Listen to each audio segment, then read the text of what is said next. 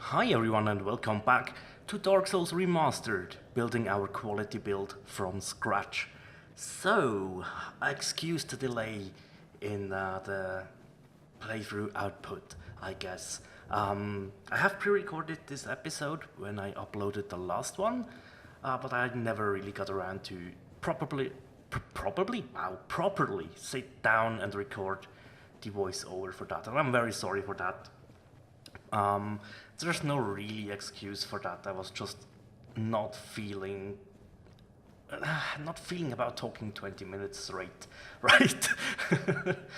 So yeah, I mostly record my commentaries in one sitting, no cutting, just me talking 20 minutes straight. That can get very nerve-wracking at times. Well, not nerve-wracking, but it gets on your voice, right? And when your voice is like at the moment with all this hay fever stuff going all out and about, right? It's the first few very hot days here in Switzerland, and yeah, there's grass lying around everywhere. Stuff is blooming. So yeah, I'm really at a bit of a cost of my voice, I guess. But hey, whatever, we will try to do as much as we can to finish this series off. There's not much more to do. We need to kill the bed of chaos, and then we are pretty much good to go for the killing of the first flame. Maybe we do some DLC. Still haven't really decided because I was like, hey, there would only be two bosses, and two, I don't know, man. We will see, we will see. But yeah, I always make sure to get the Kirk invasion here. Yeah, you don't really need the armor set and stuff, but hey, whatever. NPCs invasions are mostly just for fun, right? You can enjoy what they tried to do with the NPC invaders. I think it's a good concept to give you that feel of not being sure if you can make it to the next bonfire because you're getting invaded and stuff. I think that's really cool if you're someone that's playing offline, that you still get these, what is it, like 5 or 6 invasions over the full game.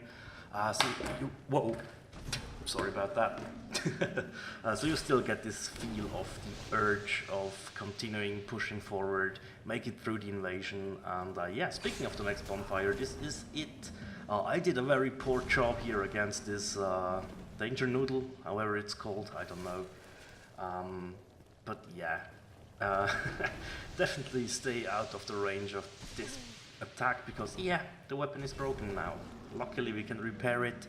But yeah, I had to take out the backup, which was the unleveled Black Knight sword, which still did the job pretty decently.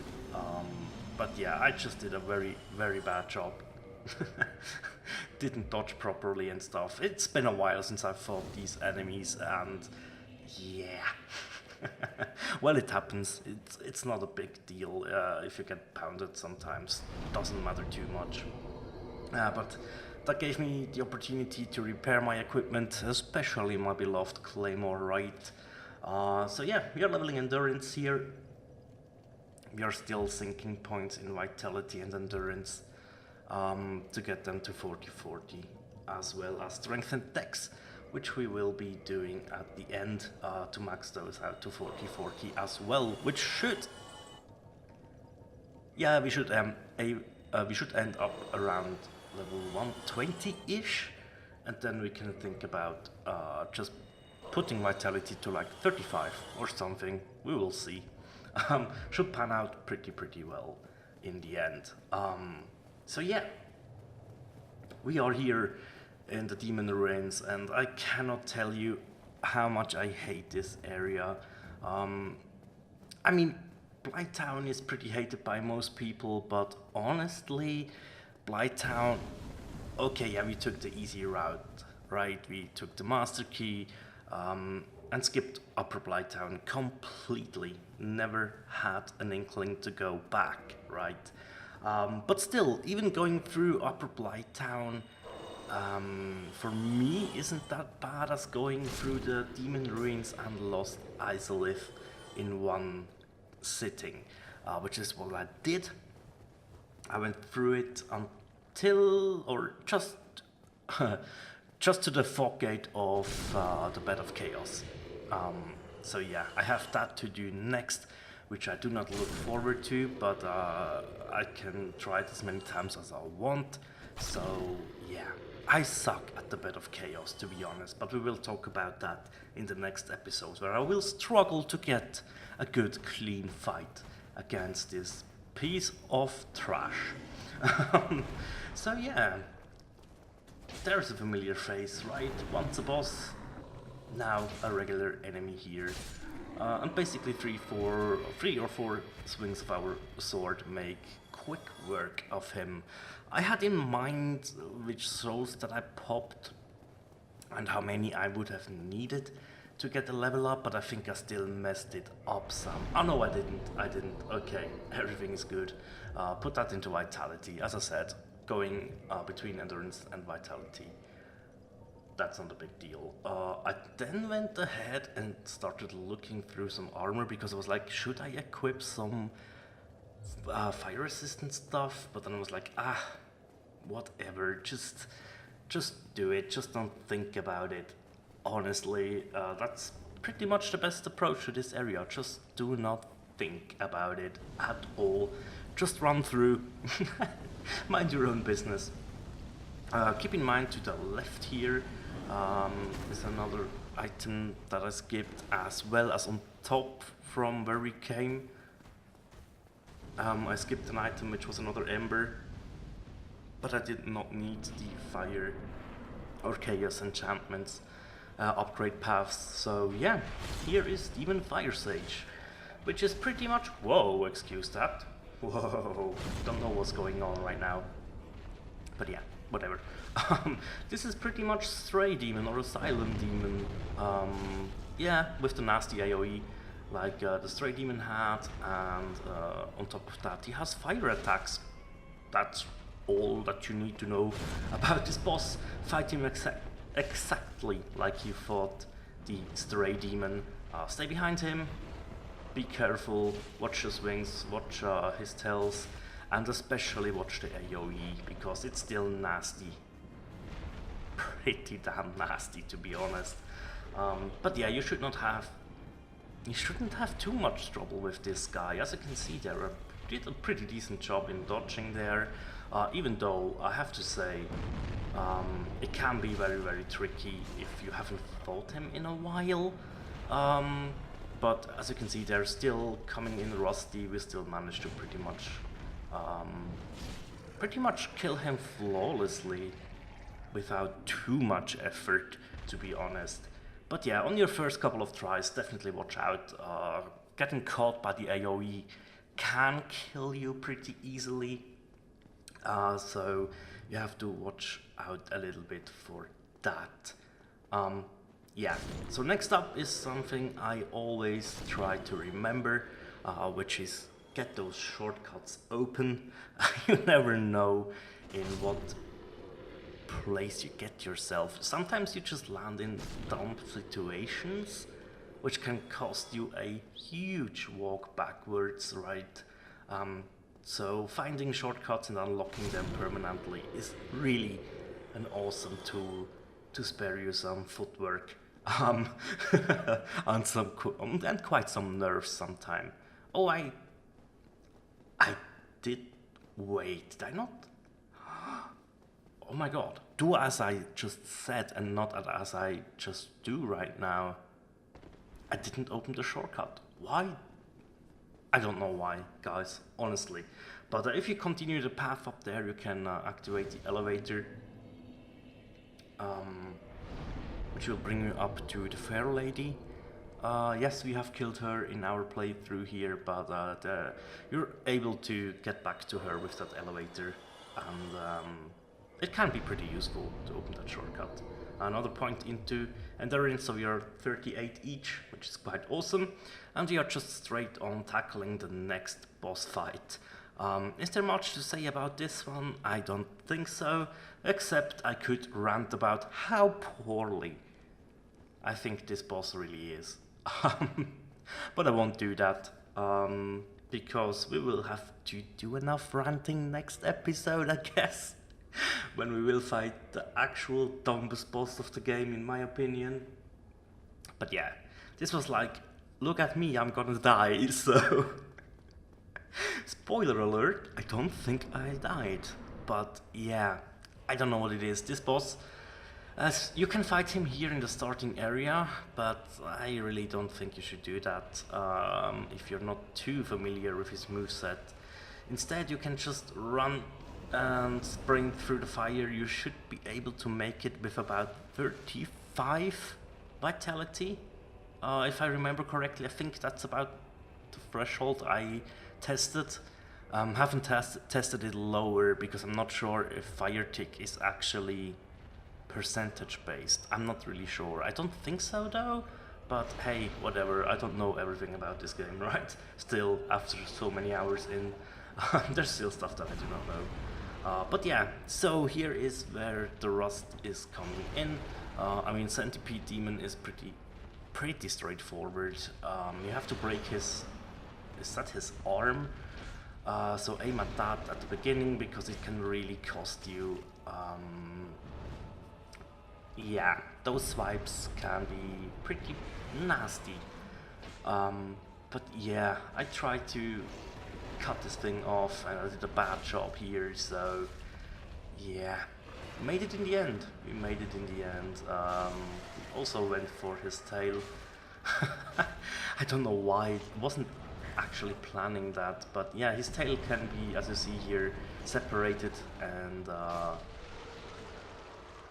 yeah, you can kill it off, right? Or that. Yeah. Don't ask me about this boss, please. I have no clue. I never paid attention to the lore, to this guy, or to the whole area over here. All I know about Izalith is what I've gathered from, like, Quailax and her sister's lore that I was a bit interested in. I'm not that lore guy, not really. I like how the story is presented. I like that I had to puzzle out or puzzle together some things, but in the end I think there are channels which have pretty amazing lore stuff, and they did that for years, so I will not go about lore at all. From my standpoint, it's just gameplay, and that's pretty much it. So we did get our orange, how's it called? I don't remember. The ring, as soon as you wear that ring, you can sprint through the lava, and you are good to go. You still lose health, but at a much lesser pace, which is always good. I always get turned around in this area. I don't know why, but I do such a crappy job in remembering where I need to go, but I could clearly see the entrance when I ran back here to the middle, right? That was just, I don't know, I really don't know what was going through my mind. Sometimes it's just, see, dead ahead. And I was still wondering, wait, was that the way I came from? Yeah, it is, you moron, just run straight. Just run straight ahead and you'll be good, man. Come on. There we go. You can do it. Past me. I knew it. So yeah. No Solaire here at this bonfire because I did not proceed in his quest line at all, right? I was checking if I had some arrows and a bow in preparation for, what's it called? The Bed of Chaos. But I don't know if I will go that way. I will have to see what I can do actually against the boss. It will be a surprise for the both of us, or all of us, I guess. So yeah, normally I would have made a cut here, but I saw that I was like 13.5 minutes in or something, or 14 minutes. It's like, okay, let's just press on. It's pretty much a straight run through this area anyways, so it wouldn't make much sense to start the next episode with just me running through Lost Izalith. But yeah, so we have it here at the end. Just a run to the boss room as well as the NPC invasion and another fight that will come up, which is not invasion related really. So yeah, But yeah, this area, man, yeah, from what I've gathered online and through videos and reading stuff, it's just unfinished and rushed, and you can clearly feel that there's something odd about this area which does not connect to the other, to the style and connectivity of the game so far. So yeah, really it is the black sheep of areas in Dark Souls 1. Many people were hoping that they will take some time and fix it for the remaster, but to be honest, that was never going to happen, right? I mean, we can be glad that we received a remaster, in my opinion. So yeah, that really gave the community another push, and it brought in some new guys as well, right? So thanks for the remaster from Software. It did what we hoped it would do, mainly giving newer players this wonderful experience that we had since the PlayStation 3, I guess. What was it? 2011, I think, was the release, right, on PS3? Yeah, something like that. So it's been a while. It's definitely been a while. But yeah, so as I said, the other side effect was that a lot of not older, but seasoned players, I guess, went back to Dark Souls 1 because of the remaster, and you got a little bit more action than you would have gotten in, let's say, a year beforehand. In the Prepare to Die edition, it started to slow down massively. Dark Souls 3 was still pretty active, right? But the Prepare to Die edition on PC was pretty not dead, but you had to hit some sweet spots in the evenings or the mornings, depending on in which time zone you are in.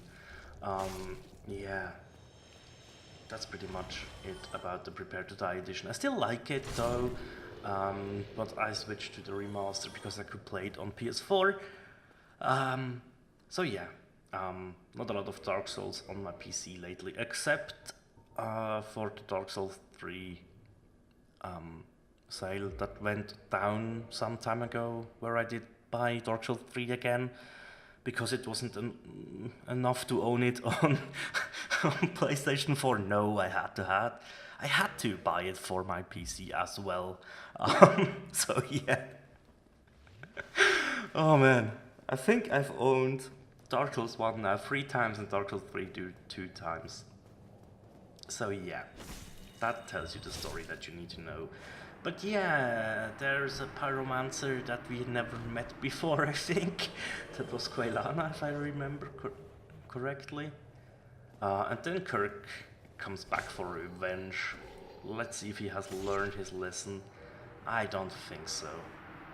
Yeah, a little shrug to tell him, nope. But that was pretty much it. So we did get the souls and the humanity from that. We are in front of the Bed of Chaos. The rest of the area will be ignored. So this is it for this episode. I will try to post the next one very soon, so you don't have to wait too much if you're playing along. Thank you so much for watching, guys, and as always, take care. Bye bye.